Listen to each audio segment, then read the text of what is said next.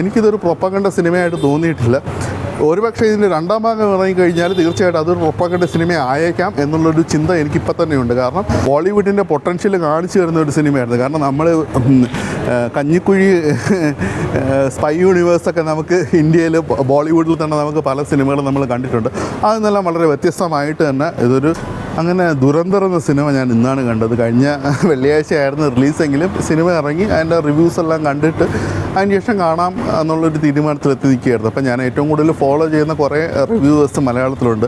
അതിൽ മലയാളി റിവ്യൂവേഴ്സ് ഈ ഒരു സിനിമയിൽ അഭിപ്രായം പറഞ്ഞതിനനുസരിച്ചിട്ട് ഇപ്പോൾ ലെൻസ്മാൻ റിവ്യൂസ് എന്നൊരു ചാനലുണ്ട്. അപ്പോൾ അദ്ദേഹത്തിനാണ് ഞാൻ ഏറ്റവും കൂടുതൽ ഫോളോ ചെയ്യുന്നത്. പക്ഷേ ഈ ഒരു സിനിമയുടെ കാര്യത്തിൽ അദ്ദേഹത്തിൻ്റെ റിവ്യൂ ആണ് ഞാൻ കുറേ കൂടെ ഒന്ന് ആധികാരികമായിട്ട് എടുത്തത്. അപ്പോൾ അദ്ദേഹം പറയുന്നത് തന്നെ ഈ ഒരു സിനിമയുടെ ഇടയ്ക്ക് പറയുന്നൊരു ഡയലോഗ്, അപ്പം എനിക്ക് തോന്നി ചേട്ടാ ഇയാൾ സിനിമ കാണാൻ പോയപ്പോഴത്തേക്കും പേപ്പറും പേന എടുത്തുകൊണ്ടാണ് പോയത് ഇന്ന ഡയലോഗ് കറക്റ്റായിട്ട് ഇങ്ങനെ ഓർമ്മിപ്പിക്കാനായിട്ട്.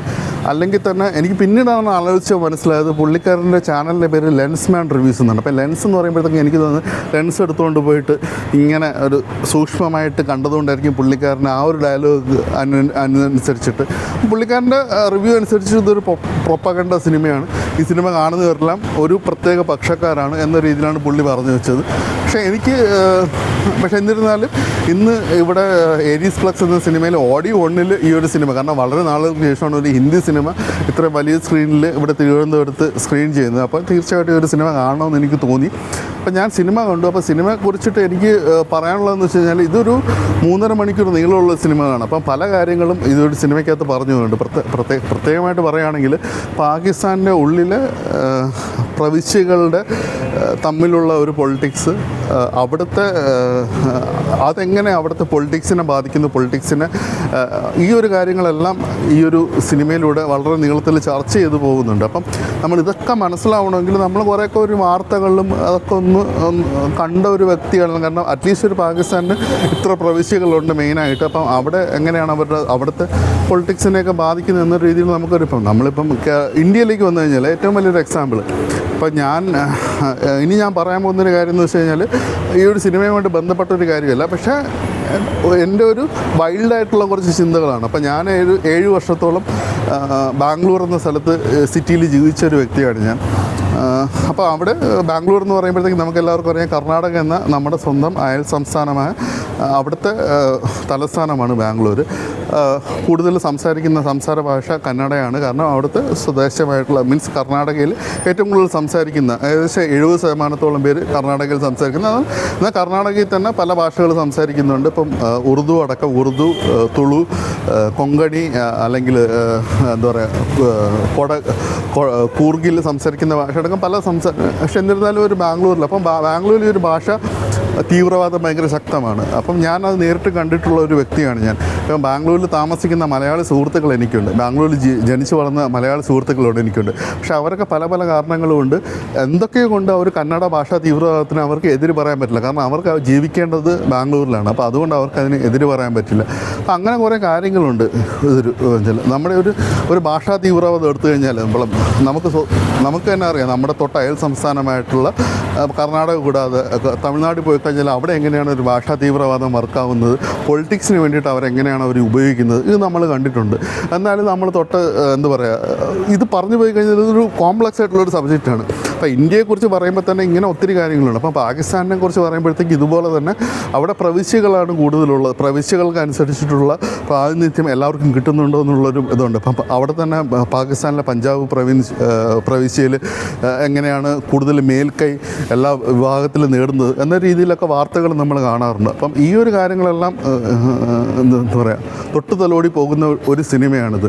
അപ്പം നമ്മൾ ഈ ഒരു ബേസിക് ആയിട്ടുള്ളൊരു ഐഡിയ ഉണ്ടെങ്കിൽ മാത്രമേ നമുക്ക് ഈ ഒരു സിനിമയുടെ ഒരു ക്രക്സ് മനസ്സിലാക്കാൻ പറ്റുള്ളൂ. അല്ലാതെ നമ്മൾ ചുമ്മാ ഇരുന്നിട്ട് എന്തൊക്കെ കാണിക്കുന്നു, അയ്യോ 3.5 മണിക്കൂർ സിനിമയാണ്. പക്ഷേ 3.5 മണിക്കൂർ സിനിമ ഉണ്ടെങ്കിൽ അത്രയും കാണിക്കാൻ വേണ്ടിയിട്ടുള്ള കാര്യങ്ങൾ ഈ സിനിമയ്ക്കകത്തുണ്ട്. വേണമെങ്കിൽ നമുക്ക് ഇതിനകത്ത് പറയുന്ന ഒരു റൊമാൻസിൻ്റെ ഭാഗങ്ങൾ മാത്രം നമുക്ക് അത്രയും വേണമായിരുന്നില്ല എന്നൊക്കെ തോന്നൽ ചിലർക്ക് ഉളവാക്കാം. പക്ഷേ ആത്യന്തികമായിട്ട് എന്താ പറയുക പ്രേക്ഷകൻ എന്ന രീതിയിൽ ഇതെല്ലാം ആവശ്യമായിരുന്നു എന്നുള്ള രീതിയിൽ തന്നെയാണ് എനിക്ക് തോന്നിയത്. അപ്പം ഇനി ഞാൻ തുടക്കത്തിൽ പറഞ്ഞൊരു കാര്യം എന്ന് വെച്ച് കഴിഞ്ഞാൽ നമ്മളൊരു പ്രൊപ്പഗണ്ട സിനിമ, എനിക്കിതൊരു പ്രൊപ്പഗണ്ട സിനിമയായിട്ട് തോന്നിയിട്ടില്ല. ഒരുപക്ഷെ ഇതിൻ്റെ രണ്ടാം ഭാഗം ഇറങ്ങിക്കഴിഞ്ഞാൽ തീർച്ചയായിട്ടും അതൊരു പ്രൊപ്പഗണ്ട സിനിമ ആയേക്കാം എന്നുള്ളൊരു ചിന്ത എനിക്കിപ്പോൾ തന്നെയുണ്ട്. കാരണം നമ്മൾ ഈ സിനിമയിൽ കാണിക്കുന്ന ഒരു കാലഘട്ടം എന്ന് വെച്ച് കഴിഞ്ഞാൽ ഇപ്പം ഈ സിനിമയ്ക്കകത്ത് കാണ്ഡഹാർ വിമാന ഇന്ത്യൻ എയർലൈൻസിൻ്റെ വിമാനം റാഞ്ചിക്കൊണ്ട് കാണ്ഡഹാർ എയർപോർട്ടിൽ പോയി. അന്ന് ഞാൻ 9ാം ക്ലാസ്സിൽ എന്നാണ് പഠിക്കുന്നത്. എനിക്ക് ഇപ്പോഴും നല്ല ഓർമ്മയുണ്ട്. അതുപോലെ തന്നെ 2001 മറ്റേ പാർലമെൻറ്റ് അറ്റാക്ക് നടക്കുമ്പോൾ എനിക്ക് ആ ഒരു സംഭവങ്ങളെല്ലാം വ്യക്തമായിട്ട് എനിക്ക് ഓർമ്മയുണ്ട്.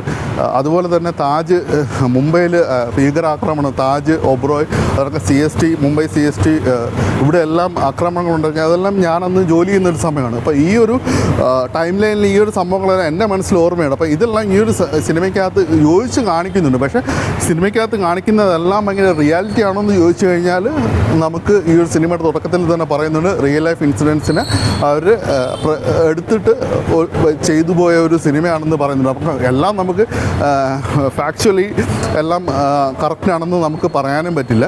പക്ഷെ അങ്ങനെ കുറേ കാര്യങ്ങൾ ഈ സിനിമയ്ക്കകത്ത് പറഞ്ഞു പോകുന്നുണ്ട്. അപ്പം ഈ ഒരു സിനിമ ഒരു പ്രൊപ്പഗണ്ട സിനിമയായിട്ട് എനിക്ക് തോന്നിയില്ല. 1-2 ഡയലോഗിനാണ് ഇവിടെ ആൾക്കാർ ഇവിടെ പിടിച്ചു പറിച്ചിട്ട് അയ്യോ ഇത് മറ്റേ ഇതാണ് ഈ ഒരു വലതുപക്ഷ അതിതീവ്ര വലതുപക്ഷ സിനിമയായിട്ട് തോന്നിയിട്ടുള്ളത് എന്ന് പറയുന്നവരുണ്ട്. എനിക്ക് അവരോട് പറയാനുള്ളത് കഴിഞ്ഞ 2 വർഷത്തിന് മേലെയായിട്ട് 2-3 വർഷത്തിന് മേലെയായിട്ട് പാകിസ്ഥാനിലുള്ള ഇപ്പം നമ്മളിപ്പം പാകിസ്ഥാൻ ഇപ്പം അങ്ങ് തീർക്കും, പാകിസ്ഥാൻ അങ്ങ് ബലൂചിസ്ഥാൻ അങ്ങ് വേർപെടുത്തും, അല്ലെങ്കിൽ അങ്ങനത്തെ രീതിയിൽ ഇവിടെ ആഘോഷിക്കുന്ന ഒരു കൂട്ടം ആൾക്കാരും അങ്ങനെ ആഘോഷിക്കുന്ന ഒരു കൂട്ടം ഓൺലൈൻ നമ്മളിപ്പം പ്രമുഖ മാധ്യമങ്ങളെ മാറ്റി നിർത്തി കഴിഞ്ഞാലും ഓൺലൈൻ മീഡിയകളും അങ്ങനെയുള്ള ആൾക്കാരുണ്ട്. അവർക്കിട്ട് നല്ലൊരു കൊട്ടാണ് ഈ ഒരു സിനിമ കൊടുക്കുന്നത്. കാരണം എന്ന് വെച്ച് കഴിഞ്ഞാൽ ഇപ്പം ഞാൻ നേരത്തെ പറഞ്ഞു ബാംഗ്ലൂരിലൊരു കാര്യം. ഇപ്പം ഞാനിപ്പോൾ നാളെ ബാംഗ്ലൂരിൽ പോയി കഴിഞ്ഞാൽ അവിടെ എന്നെ ഒരു മലയാളിയായിട്ടേ കാണുകയുള്ളൂ. അപ്പം എനിക്ക് സത്യം പറഞ്ഞു കഴിഞ്ഞാൽ കന്നഡ അറിയാം, അല്ലെങ്കിൽ എനിക്ക് ബാംഗ്ലൂരിലെ ಹೋಗ್ತಿದ್ರೆ ಕನ್ನಡದಲ್ಲಿ ಮಾತಾಡೋಕ್ಕೆ ನನಗೆ ಏನೂ ಪ್ರಾಬ್ಲಮ್ ಇಲ್ಲ. കന്നഡ അതുകൊണ്ട് എനിക്ക് വലിയ പ്രശ്നമില്ല. പക്ഷേ നാളെ ഞാൻ കന്നഡ അറിയാത്തൊരു വ്യക്തിയാണ്, ഞാൻ അവിടെ പോവുകയാണെങ്കിൽ എനിക്കെതിരെ അവിടെ അറ്റാക്ക് ഉണ്ടാകും. നാളെ അയ്യോ കന്നഡ സംസാരിക്കുന്നവരെല്ലാം നമുക്കെതിരാണ്, അവർക്കെതിരെ നമുക്ക് അറ്റാക്ക് ചെയ്യണമെന്ന് വെച്ചിട്ട് അവരാരെങ്കിലും വന്നിട്ട് എന്തെങ്കിലുമൊക്കെ പറഞ്ഞു കഴിഞ്ഞാൽ നമുക്ക് പറയാൻ പറ്റില്ല എന്തൊക്കെയാണ് നമ്മുടെ ലോകത്ത് സംഭവിക്കുന്നത്. കോൺഫ്ലിക്റ്റ് എന്ന് വെച്ച് കഴിഞ്ഞാൽ ആത്യന്തികമായിട്ട് അതിന് മതവും ജാതി ഭാഷ ഇത് മാത്രമല്ല പല പല കാരണങ്ങളുകൊണ്ടും ഉണ്ടാവാം. ഇപ്പോൾ നമ്മളിപ്പോൾ നിൽക്കുന്നത് തിരുവനന്തപുരത്താണ്. ഇപ്പോൾ തിരുവനന്തപുരത്ത് തന്നെ ഇതുണ്ട്, തീരദേശ മേഖലയുണ്ട്, ഇതുണ്ട്.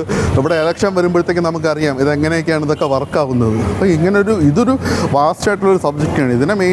ഇതിനെ ബേസ്ഡ് ആയിട്ട് തന്നെയാണ് ഈ ഒരു സിനിമയുടെ കഥയെല്ലാം ആത്യന്തികമായിട്ട് പറഞ്ഞു പോകുന്നത്. ഇതെനിക്കൊരു പ്രൊപ്പഗണ്ട സിനിമയായിട്ട് തോന്നിയിട്ടില്ല.